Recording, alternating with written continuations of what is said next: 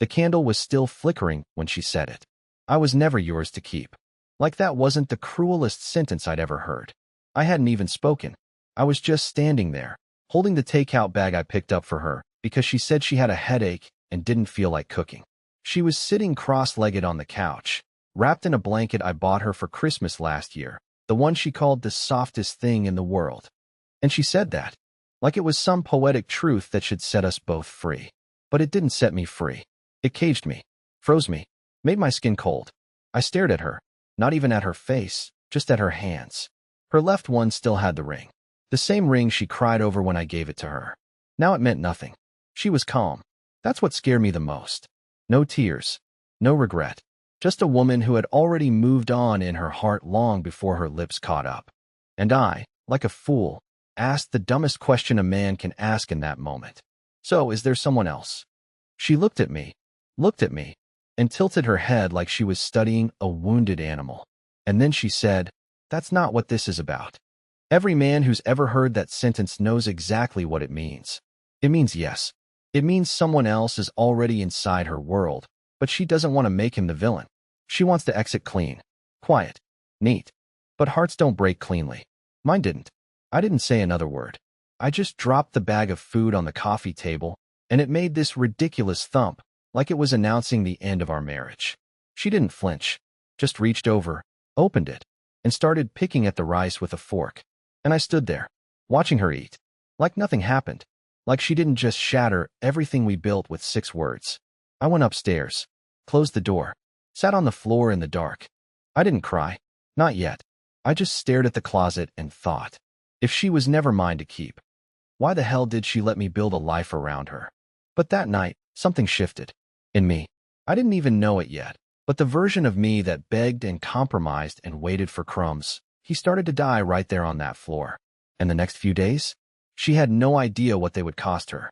The next morning, she made coffee like nothing happened. I came downstairs and found her humming. Actually humming, like she didn't tell me hours ago that she wasn't mine to keep. She poured 2 cups, placed one at my usual spot, smiled, and then casually said, "You should eat before your 9 o'clock call."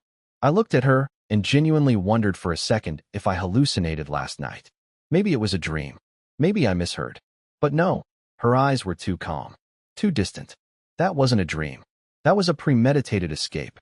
She had already emotionally left this marriage and was now just managing the optics. Polite, clean. Like I was a roommate, she was slowly easing out of the lease. I couldn't sit across from her. I couldn't pretend everything was normal. So I said nothing, took my coffee, and went back upstairs. But I didn't log into work. I opened the closet, and I just stared at it, at our life, lined up on hangers. Then I did something she never expected. I started packing, quietly, deliberately. No drama. I didn't storm around or slam drawers. I just folded shirts, zipped bags, and made decisions. Every minute I packed, I felt a different part of me coming back. Not the man she dismantled, but the one I had shelved for years to keep this house peaceful.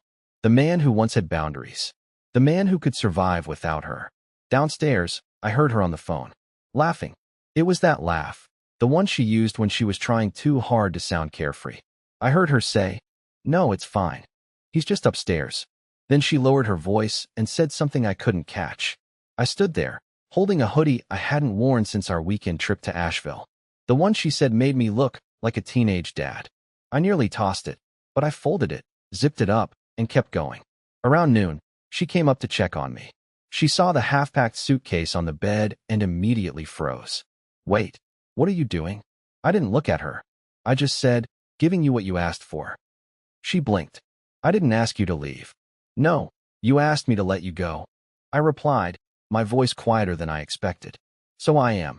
She stood there with her arms folded, suddenly unsure. Like she had released a bird from a cage and was shocked it didn't come back. "This is ridiculous," she muttered. "You're being dramatic." That word, dramatic, nearly made me snap. I wanted to scream. I wanted to ask her how I was supposed to react when the person I built a life with confessed she was never really mine. But I didn't give her that satisfaction. I just said, "You can't call a man dramatic for reacting to betrayal. Just because you made peace with it months ago doesn't mean I have to pretend I'm okay." She looked away, jaw clenched. Then, In a voice just above a whisper, she said, "So this is it?" I nodded. She didn't cry. Of course she didn't. She just left the room and slammed the door hard enough to rattle a photo off the dresser. But I stayed in that room for another 2 hours. Not because I was hesitating, but because I needed to feel every second of what she'd taken from me. Every compromise, every silent rejection, every ignored text, every night she turned her back to me in bed. I wasn't just packing a bag. I was packing 6 years of being invisible. And she didn't even realize yet that I was taking more than just clothes with me. I left without ceremony. No big exit, no dramatic final speech. Just keys on the counter and silence. The weight of those keys hit louder than any words I could have said. She didn't come downstairs. She knew I was leaving. She just didn't think I'd follow through. She thought I was bluffing. I took one suitcase, my laptop, and the hoodie she always made fun of. That was it. I didn't take the framed photos. I didn't take the anniversary book we never finished. I didn't even take the cologne she bought me last Christmas. Because I didn't want to carry the smell of a lie with me. I walked out the front door and didn't even check if she was watching. That's how done I was. Not angry. Just done. It wasn't until I got to the motel, a dingy little roadside place with flickering hallway lights and a vending machine that ate my dollar, that I finally let myself fall apart. Sitting on that creaky mattress, I stared at my phone, wondering if she'd text. Say something. Anything. An apology. A sarcastic "that was fast." Even a cold goodbye. But my screen stayed dark. So I did what any heartbroken fool does at 11 p.m. in a cheap motel. I checked her social media. And that's when everything changed. Her profile photo was the same, but her recent post was different. It was a black and white picture of a glass of wine and a hand, his hand, wearing a watch I didn't recognize. The caption? Just one word. Finally. I zoomed in like an idiot. Over and over. My gut twisted in ways I didn't know were possible. And then I realized something else. The hand was resting on her leg. Her bare leg. She had already replaced me. And not just replaced, erased me. Like I never existed. I scrolled. I found more. Likes from someone named Nolan. Comments like, "Took you long enough, girl fire." One even said, "He's lucky to have you." He. I slammed my phone face down on the nightstand. I couldn't breathe for a second. The rage didn't even come all at once. It was slow, thick, creeping in like smoke under a door. She'd been planning this. That post didn't come from heartbreak. It came from freedom. She wasn't crying. She wasn't lost. She was celebrating. And I was the idiot in a cheap motel, waiting for closure she'd already given herself. I spent the rest of the night staring at the ceiling, rehearsing every conversation we ever had. Every warning sign. Every lie wrapped in calm explanations. Every fake laugh. Every time she said, "You're just overthinking things." I wasn't overthinking. I was right. I was always right. And now I had nothing but time. Time to think. Time to accept. And time to choose my next move. Because I wasn't going back. Not after that post. Not after the way she smiled like I was a chapter she finally got to close. But what she didn't expect was that I'd start writing a new story. And in this one, she's just a footnote. I didn't plan to open her message. I didn't even think she'd text me, not after that smug little "finally" post. But the universe has a twisted sense of humor. 3 days after I left, while I was halfway through a microwave burrito in the motel's cracked kitchenette, my phone buzzed, her name lighting up my screen like a ghost rising from the ashes. At first, I thought it was a mistake. But then I saw the preview of the message, and my stomach turned inside out. It wasn't meant for me. The message read, "He still thinks I haven't told him everything." It's almost sad. My chest tightened. I just sat there, frozen, rereading it like the words might change. That text wasn't for me. That was meant for someone else, probably him. Her new freedom. Nolan. My hands were shaking as I opened it. She hadn't even realized her mistake yet. There were no follow-ups, no apologies. Just that one damning sentence. Confirmation that not only had she moved on, but she had also lied more than I even knew. She was laughing about me. With him. Talking about how I was still in the dark while she played house with someone else. Something inside me cracked right then. It wasn't the heartbreak. I'd already drowned in that. This was different. This was humiliation. The kind that simmers under your skin until it becomes something sharp. I didn't reply. I didn't confront her. I let her sit with her silence, thinking I never saw the message. Because for the first time in a long time, I didn't want to be seen as the weak one. I wanted her to think I'd vanished, that I'd folded, that I was too destroyed to fight back. Let her feel safe. Because the truth was, I'd started piecing things together. I knew Nolan's full name now. His profile wasn't private. He worked in hospital admin. Not even clinical. Just another charming suit with a weak chin and an Instagram filled with gym mirror selfies and overpriced whiskey. He wasn't better than me. He was just new. I saw that they'd followed each other 4 months ago while she was still kissing me goodnight. While I was still cooking her stupid gluten-free pasta and massaging her neck when she said the hospital was too much. While I was blaming myself for her coldness, her distance, her silence. All that time, she was just transitioning to someone else. I wanted to scream, break something, but instead, I screenshot the message. I saved it quietly, and then I did something that surprised even me. I drove back to the house. I didn't go in. I just parked across the street at 1:47 a.m., engine off, lights off, watching the bedroom window that used to be mine. Her light was on, and his car, Nolan's, was in the driveway. She hadn't even waited a week. She didn't even have the decency to pretend she missed me for longer than it took to microwave leftovers. I watched the light go off, and I realized something. She wasn't mourning. She wasn't second-guessing. She wasn't pacing around missing me. She was already sleeping next to him in our bed. I should have been crushed, but I wasn't. I was finished. And when I left that street, I left more than just the house behind. I left the part of me that begged. She texted me 4 days later. Just one word. Hey. No punctuation. No apology. No explanation. And it came at 10:02 p.m., which told me everything I needed to know. Nolan had probably fallen asleep, and she was lying there, eyes open, thinking of the man she didn't expect to stay gone. The backup plan. The safe harbor. The guy who always forgave her, even when she didn't deserve it. But this time, I didn't respond. Not because I didn't want to. Trust me, I stared at that message like it was a bomb waiting to go off, but because something in me had changed. I wasn't desperate anymore. I was exhausted. 2 hours later, she sent another. I didn't mean to hurt you. I actually laughed. Like a real, out-loud laugh in the middle of my freezing motel room, where the air conditioning never shut off no matter what button I pressed. She didn't mean to hurt me. That's what people say when they bump into you in a grocery store. Not when they replace you in your own bed and pretend your love was an inconvenient phase. But I still didn't reply. The next morning, I got 3 missed calls. Then silence. She was playing the game I used to fall for: retreat, wait, reappear. She was expecting me to spiral, to reach out, to ask what she was thinking, what she was feeling, what I could do. But I didn't, because I'd been doing something she never saw coming: healing. Not the cliche kind. I didn't go hiking or drink smoothies or download some self-help podcast. No, I did something quieter, something she'd never expect from me.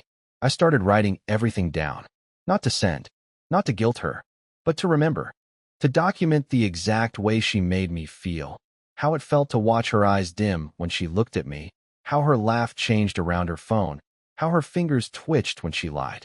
I wrote about the night I caught her texting someone at 2 a.m., and she said it was just memes.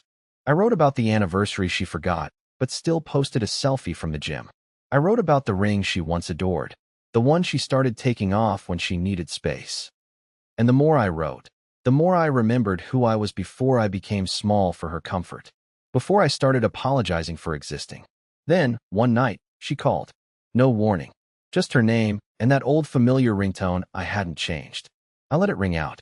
Then she called again, and on the third try, I answered, not because I wanted to talk, but because I wanted to hear how she'd explain herself now that the silence wasn't working. Emery, she said, like she was relieved. Like she thought this was the beginning of our reunion arc. But I didn't give her anything. Just silence. I've been thinking, she continued. About everything. About us. More silence. I don't know what I was doing, she added. I think I was just scared, and I made a mistake. Still, I said nothing. Can we talk? I almost asked, are you alone? But I didn't want to give her the satisfaction of knowing she still had a grip on me. Instead, I finally spoke, and my voice came out colder than I expected. I don't think you're scared. I think you're bored. She didn't respond right away. I heard her breathing, waiting, hoping I'd follow it up with a joke, a softening, an opening. But I didn't. I hung up, and in that exact moment, I realized something that hit harder than all her lies combined. She wasn't in control anymore. I was. After I hung up on her, I expected a storm. Anger, accusation, maybe even the classic guilt trip. But instead, there was silence. For 2 full days. And honestly, it was beautiful. No beeping notifications, no long texts trying to rewrite the past, no fake vulnerability dressed up as closure. Just silence. And for once, I didn't feel alone in it. I felt free. But then, on the 3rd day, the silence cracked. It started with a Venmo request. Yes, seriously. She requested $28. 75 with the note, for the charger you took. I stared at it for a full minute, wondering if it was a joke. But no, that was her way back in. Passive-aggressive and petty, as always. I declined the request without a word. She sent another with no note this time. I declined again. Then she texted, "Are we seriously doing this?" That was the moment I realized something had shifted. She wasn't confused. She wasn't hurt. She was panicking. Because the version of me she thought she knew, the one who always folded, always gave in, always chose peace over pride, he was gone. And she didn't know how to handle the silence when she wasn't the one controlling it. The next night, I got another text. It was longer. She said she was just trying to be mature, that I was being cold, and that she could have handled things better, sure, but so could you. The nerve of that message made my blood boil, but I didn't reply. Instead, I just reread the screenshot of her earlier mistake. He still thinks I haven't told him everything. It's almost sad. That one text reminded me why I left. Why I was never going back. Then the calls started again. One at 11:12 p.m., then another at midnight. Then 2 back-to-back at 1:04 a.m. No voicemails, just endless ringing. I watched each one come and go, my heart no longer racing like it used to. I wasn't angry. I was detached, and that was the worst thing she could have imagined. By the time the weekend hit, she switched tactics. Now came the memory bombs. Pictures of our cat. A video from our trip to Colorado. A photo of me asleep on the couch, wrapped in the blanket she left behind. Each one with no caption, like a landmine disguised as nostalgia. She was trying to reel me back in through sentiment, something that used to work. But I didn't open a single one. I could tell she was unraveling. Her Instagram went dark. Stories stopped. She unfollowed Nolan. Not that I was checking, but I noticed. His page? Still public. Still posting. But now with no mention of her. No tags. No likes. The man she risked our entire life for had already started moving on. And that's when it clicked. She didn't want me back. She just didn't want to be the one who got left behind. I let that thought settle in. Let it wrap around me like armor. Because the truth was ugly and simple. She threw everything away for a man who saw her as temporary. And now that the thrill wore off, she wanted to crawl back into the safety she once resented. But this time, the door was locked. And not because I was being cruel. Because I had finally learned what she never did. Love without loyalty isn't love at all. It's performance. That night, I finally slept 8 full hours. No dreams. No interruptions. Just silence. And in the quiet, I realized something strange. She hadn't broken me, but she was breaking herself. It was raining when she finally showed up. No warning, no text, just headlights cutting through the motel parking lot like a ghost from a past I'd already buried. I heard the knock on my door before I believed it was real. 2 soft taps. Hesitant. The kind of knock people use when they're not sure if they're welcome. I didn't answer right away. I stood there behind the door, heart weirdly steady, staring at her blurry silhouette through the peephole. She stood there in that same denim jacket she used to wear when things were still good, hair soaked from the rain, mascara smudged under her eyes like she'd already been crying for miles. When I finally opened the door, I didn't speak. I just stepped back and let her in. Not because I wanted her inside, but because I wanted to see what version of herself she'd bring with her. And this time, she brought the broken one. The version she used to hide. The one she saved for late-night breakdowns in the bathroom when she thought I was asleep. She sat on the edge of the bed without asking. Her hands trembled in her lap. And for the first time since she'd ended everything with a smug 6-word sentence, she actually looked nervous. She didn't look powerful. She didn't look right. She looked like someone who'd been haunted by silence and finally cracked under the weight of it. "I don't even know where to start," she whispered. So I didn't help her. I let her fumble. Let her choke on the guilt. "I messed everything up," she said, staring at the floor. I thought there'd always be time. That you'd still be there when I figured things out. Still, I said nothing. I wanted to hear the whole thing. Every little justification. Every broken sentence. I never meant for it to go that far with him, she continued, and I almost flinched, not because she admitted it, but because she finally said it out loud. No more pretending. No more half-truths. She slept with him. It wasn't emotional. It wasn't just talking. It was physical. Repeated. Chosen. I just felt like I was disappearing, she said. And he made me feel seen. For a little while. But it didn't mean anything, not really. I raised an eyebrow at that. She noticed. I know how that sounds, she added quickly. I'm not defending it. I lost myself. And I took it out on you. I should have yelled. I should have thrown something. But I didn't.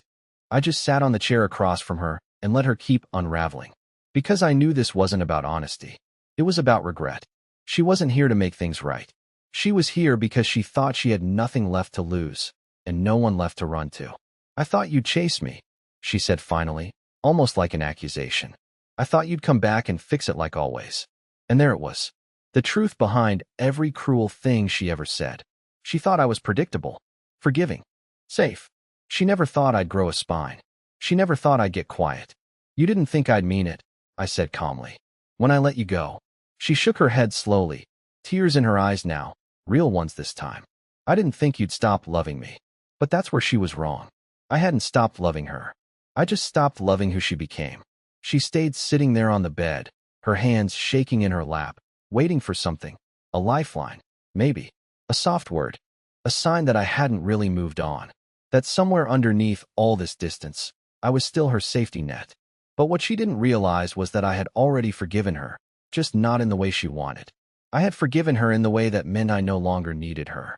I no longer carried her choices like weight on my chest. I wish I could undo it, she whispered, barely able to meet my eyes. But I wasn't looking for apologies anymore. I wasn't even angry. I was just tired of holding on to a version of love that only worked when I bent myself into something smaller, something easier for her to manage. I'm not angry, I said finally. And it was the truth. I just don't want to go back to who I was with you. She looked up then, truly confused. Like she couldn't comprehend that someone could love her once and still choose to walk away. And maybe that was the greatest lesson she never expected. That sometimes the biggest act of love is refusing to let someone break you again. She asked if we could meet again. Just talk. Not about us. About anything. Her voice was hopeful. Desperate. I saw the cracks now. Not just in her voice, but in the identity she had tried to build without me.